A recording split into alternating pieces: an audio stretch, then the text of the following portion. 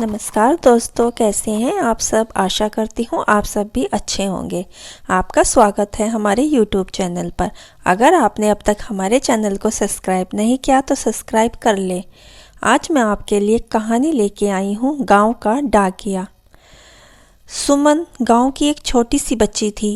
वह सुबह स्कूल जाया करती थी। रास्ते में उसे कर्मा चाचा मिलते थे। सुबह सुबह साइकिल पर डाक खाने जा रहे होते थे। सुमन को देखकर साइकिल रोक लेते और उसे एक टॉफ़ी देकर कहते, मेरी बेटी आज पढ़ने जा रही है। टॉफ़ी पाकर सुमन बहुत खुश होती। कर्मा चाचा उसके पिता के बहुत पुराने दोस्त थे। अक्सर डाक बांटने के बाद शाम को हमारे घर आ जाते थे माँ के हाथ की चाय पीने। माँ उन्हें अपना भाई मानती थी और राखी भी बांधती थी। कर्मा चाचा बहुत मजाक करते थे। उनके घर आते ही घर में ठहाकों का दौर शुरू हो जाता था। सुबह कर्मा चाचा से टॉफ़ी लेकर सुमन स्कूल की ओर चल दी। स्कूल में पहुंचकर उसने टॉफ़ी अपने बस्ते में रख ली। दोपहर को टॉफ़ी खाती हुई वह घर जा रही थी।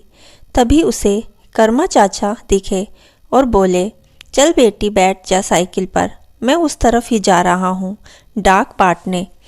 सुमन मज़े से साइकिल पर बैठकर घर पहुंच गई।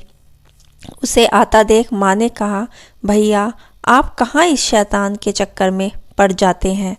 आपको दूसरे गांव जाना होता है डाक बांटने, ये तो आपके पास आ जाती स्कूल से। कर्मा चाचा ने हंसते हुए कहा, बहन मामा के होते भांजी पैदल चले, यह नहीं हो सकता। मुझे तो जब भी यह मिलेगी मैं सारा काम छोड़कर इसे घर छोड़ने आ जाऊंगा। यह सुनकर माँ ने कहा, ठीक है भैया, आप जानो और आपकी बेटी। बैठो आप भी खाना खा लो। कर्मा चाचा ने डाक दिखाते हुए कहा, नहीं बहन, 3 गांवों में डाक बांटने जाना है। फिर वे साइकिल में पैडल मारते हुए आगे बढ़ गए। कर्मा चाचा के बारे में कुछ पता नहीं था। बस इतना पता था कि आज से 8 साल पहले ये इस गांव में आए थे। तब से यही हैं। इनके घर परिवार में कोई नहीं था। इस गांव के लोगों को ही अपना घर परिवार मानते थे। एक दिन सुबह सुबह सुमन की माँ बाहर खड़ी थी। तभी कर्मा चाचा दूर से आते दिखाई दिए। माँ ने उन्हें रोका और कहा, भैया सुमन को बहुत तेज बुखार है, उल्टी भी हो रही है। मैं दवाई दी थी लेकिन कोई आराम नहीं पड़ लगता। इसे शहर लेकर जाना पड़ेगा। कर्मा चाचा फटाफट साइकिल से उतरकर घर में आए। अपना थैला और एक और पटका और सुमन को उठाकर चल दिए। माँ की गोद में सुमन को देखकर कहा, जल्दी से साइकिल के पीछे बैठ जाओ। माँ ने कहा, भैया आपकी ड्यूटी। लेकिन उन्होंने माँ को डांट कर चुप करा दिया। माँ साइकिल के पीछे सुमन को गोद में लेकर बैठ गई। कर्मा चाचा जल्दी से पैडल मारकर शहर की ओर चल दिए। 12 किलोमीटर गर्मी में साइकिल चलाकर शहर पहुँचे। वहाँ डॉक्टर ने सुमन का चेकअप किया और उसे भर्ती कर लिया। 3 दिन तक सुमन का इलाज चलता रहा। 3 दिन, लेकिन कर्मा चाचा 1 मिनट के लिए भी उसे छोड़कर नहीं गए। माँ, पिताजी और कर्मा चाचा तीनों सुमन के पास बैठे रहे। तीसरे दिन सुमन की कुछ तबीयत संभली तो वह घर जाने के लिए जिद करने लगी। माँ पिताजी गाड़ी करके उसे घर ले आए। कर्मा चाचा पीछे पीछे साइकिल पर आ गए। जब 3 दिन बाद कर्मा चाचा डाक खाने पहुँचे तो उन्हें बड़े बाबू ने उन्हें खूब डांटा। बहुत सारी डाक और मनी ऑर्डर पड़े हुए थे। 10-10 घंटे साइकिल चलाकर उन्होंने कई दिनों तक यह डाक बांटी। इतनी मेहनत करने में भी एक बार सुमन से मिलने जरूर आते थे। सुमन का पूरा परिवार उनका बहुत एहसान मानता था। कर्मा चाचा पूरे गांव में हर किसी को अपना परिवार मानते थे। हर काम में ऐसे ही लग जाते जैसे ये उन्हीं का परिवार है। धीरे धीरे सुमन बड़ी हो गई। उसके पिता उसके लिए लड़का देखने लगे। एक दिन सुमन का रिश्ता पक्का हो गया। उस दिन वह कर्मा चाचा से लिपटकर बहुत रोई। कर्मा चाचा ने हंसते हुए कहा, पगली, मैं रोज़ तेरे घर चिट्ठी देने आया करूँगा, यहीं पास ही तो है तेरा गांव। यह सुनकर सुमन हंस पड़ी। सुमन की शादी के लिए कर्मा चाचा ने डाक खाने से पूरे हफ्ते की छुट्टी ले ली थी। वैसे इसके लिए उन्हें लगभग 1 महीने तक ज़्यादा मेहनत करनी पड़ेगी और पैसे भी कटेंगे। पूरी शादी पिताजी और गांव वालों के साथ कंधे कंधा मिलाकर कर्मा चाचा ने काम करवाया। माँ का कोई भी भाई नहीं था, तो भात की रस्म भी कर्मा चाचा ने निभाई। सबके लिए उपहार लाए, साथ में सबको भेंट भी दी। पिताजी ने मना भी किया तो उन्हें डांटने लगे। सुमन की विदाई होने वाली थी। वह अपनी माँ से, पिता से, बाकी सहेलियों और रिश्तेदारों से मिलकर रो रही थी, लेकिन कर्मा चाचा कहीं नज़र नहीं आए। वो उन्हें याद करती रही।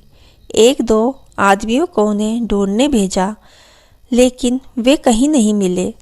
सुमन के मामा शायद उसको विदा होते नहीं देख सकते थे, इसलिए कहीं छिप गए थे। कुछ दिन बाद जब सुमन घर आई तब कर्मा चाचा मिलने आए, लेकिन वो गुस्सा होकर बैठ गई। बहुत कोशिश करने पर भी बड़ी मुश्किल से मानी थी। कुछ दिन बाद सुमन अपने ससुराल में व्यस्त हो गई। इसी तरह कई साल बीत गए। इसी बीच सुमन के पिता का देहांत हो गया। सुमन जब गांव पहुंची तो कर्मा चाचा से लिपटकर बहुत रोई। कर्मा चाचा भी अब बूढ़े हो गए थे। कई साल बाद सुमन अपने 5 साल के बेटे को लेकर गांव आई। वह अपनी माँ से मिलकर सीधे डाकघर की ओर चल दी कर्मा चाचा से मिलने। लेकिन जब वह वहाँ पहुँची तो वहाँ कोई नहीं, नया डाकिया बैठ डाक संभाल रहा था। यह देखकर सुमन घर वापस आ गई। माँ से पूछा, माँ, कर्मा चाचा कहाँ हैं? क्या वो अब डाकिया नहीं रहे? माँ ने बताया, बेटा, बहुत बुरा हुआ तेरे कर्मा चाचा के साथ। 2 साल पहले वे डाक बांटने जा रहे थे, तभी कुछ लोगों ने उन्हें मनी ऑर्डर के पैसे छीन लिए और उन्हें मारा भी। रकम ज़्यादा थी, जमींदार के बेटे ने भेजे थे।